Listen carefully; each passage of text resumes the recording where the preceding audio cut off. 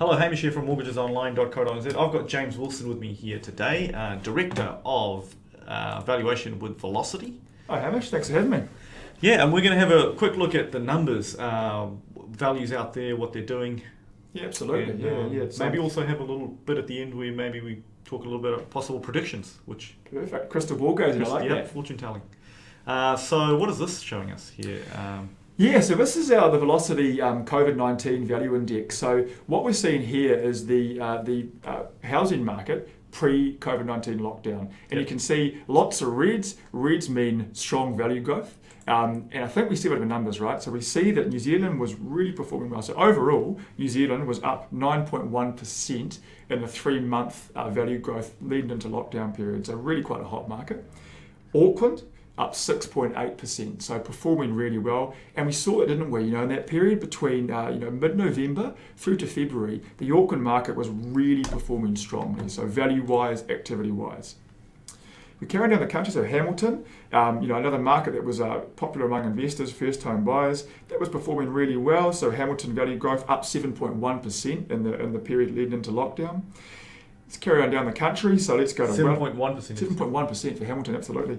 Let's carry on down. Wellington, 8.46% down the bottom there. So really strong performance. Similar story, South Island, Christchurch up 3.5%. So it's always been a bit flatter Christchurch since the rebuild, but still performing value-wise relatively well. And I feel like Christchurch is still a good place to buy, I reckon. Good value. It's still coming off the lows. Value-wise, compared to the likes of your other main urban, so your Aucklands or even your Hamiltons these days, good value comparison there.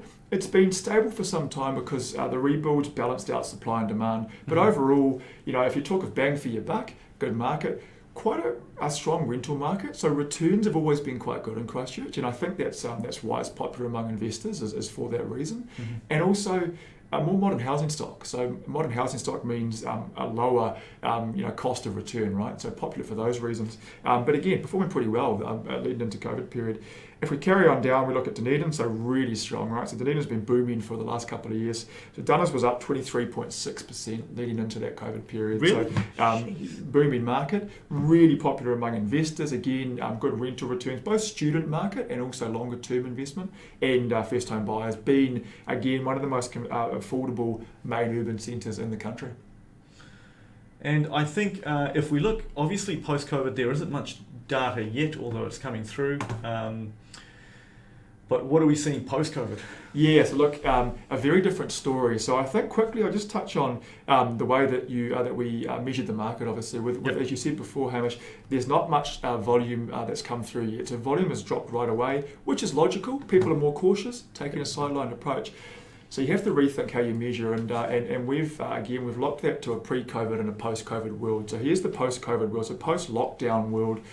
What you're seeing there is there's far less reds, right? Far less hot colours, which means far less value growth, and a lot of white, and white means unchanged, flat.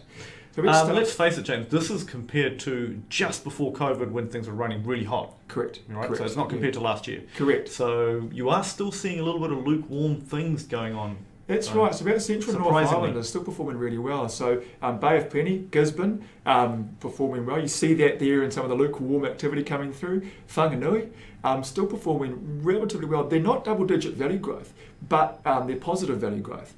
And that really comes down to the fact that the underlying drivers in those markets still support growth. So they were supported by strong local economies, strong employment.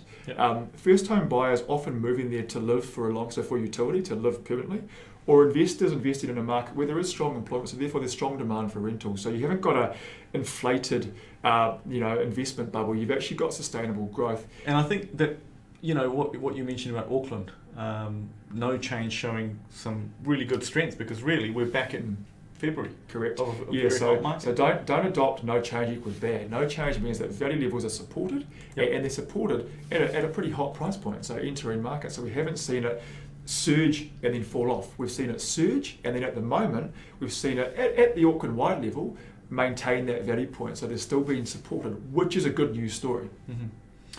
Okay, now James, what about, and this is going to be a tricky part, is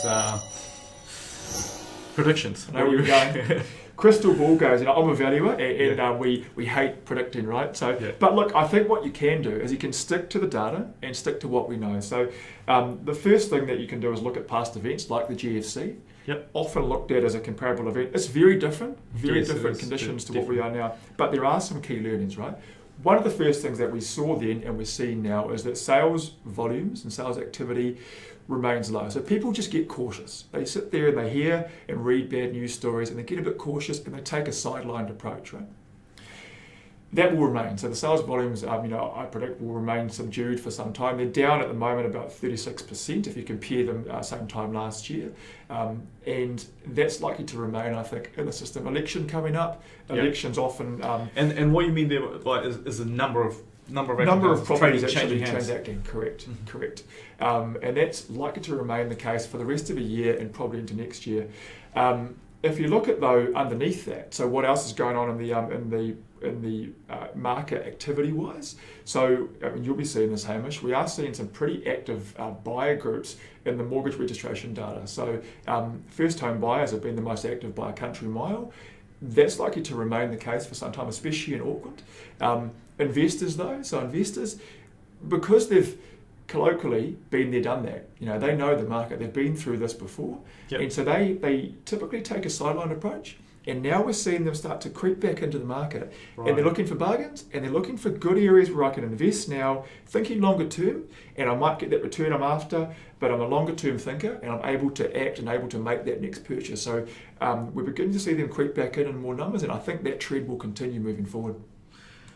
And that could be that out of Auckland effect. It seems like people are still possibly chasing yield because you get a bit of actual growth. I think you're right. I think the first thing to make sure you do as an investor is put on your longer term hat. So in reality, the days of short term major capital gains are over for some time in New Zealand, right? So if you're looking to buy for a 6-month, 12-month window, be a bit cautious.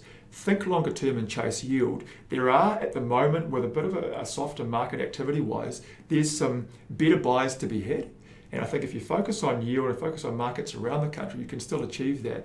Of course, there are some costs coming up, changes to the tenancy law that might impact on your overall cost. But if you focus on longer term and yield, it is a good time to buy.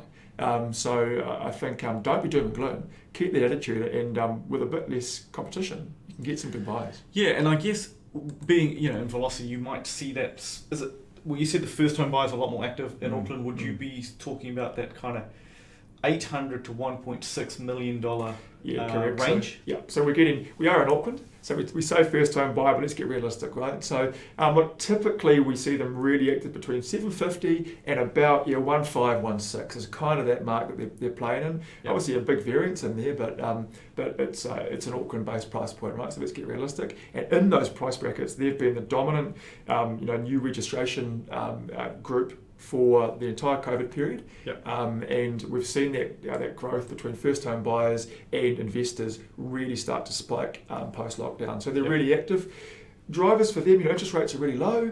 So they're going, look, we had to buy before COVID-19 lockdown occurred. We still have to buy now, but the conditions are even better than they were borrowing-wise. So let's jump in and let's buy this thing. And the hype amongst that buyer group has been really noticeable. And look, James, from the lending side, one thing we've noticed is that the banks are starting to ease up. And it's kind of the first time we've kind of seen this over the last 4 years is the criteria is starting to loosen up slightly. So we've had a couple of major banks come out and actually drop their internal servicing rates, the interest rates they use to calculate how much you can afford, which is nowhere near the 2.5% or 3.5 or 4.5. So looking at that in isolation, for a home buyer borrowing around $1 million with more than a 20% deposit, say, the same buyer probably can borrow about 10% more potentially, which seems a little bit crazy. And now, whether the other banks follow suit, whether they start to loosen up on good quality but low deposit home buyers, I think is speculation, but I feel like it might go there because it's going to come down to what industry are you in. Is it basically, is it sustainable? What about future lockdowns and things like that? I think that will start to become more important. Yeah, I agree absolutely. So I think, and we've seen that in the mindset amongst that first home buyer group. They've been opened up to maybe go in that next little price bracket up, or just where they were looking is that much more affordable now for them. So they're really, they're really, really active. I think though there is always a warning to be had there. Don't get caught up in the hype. So yes, good time to buy for that buyer group. Conditions to service, to get that mortgage are pretty favourable. But still take the time to make sure, is what you're buying now, is your purchase a home you can live in for a good period of time? Thinking ideally a 5-year plus time frame, because long term always bodes well in New Zealand market. So take a little bit of time. Don't get too caught up. But don't get too doom and gloom. It is a good time to buy with less competition in the market. You've got a better chance of buying the property that you thought you couldn't buy, a year ago. So good conditions. Yeah, look, thanks for coming in, James. It's awesome, and hopefully that's been handy. No worries. Thanks, Hamish. Thanks for having me.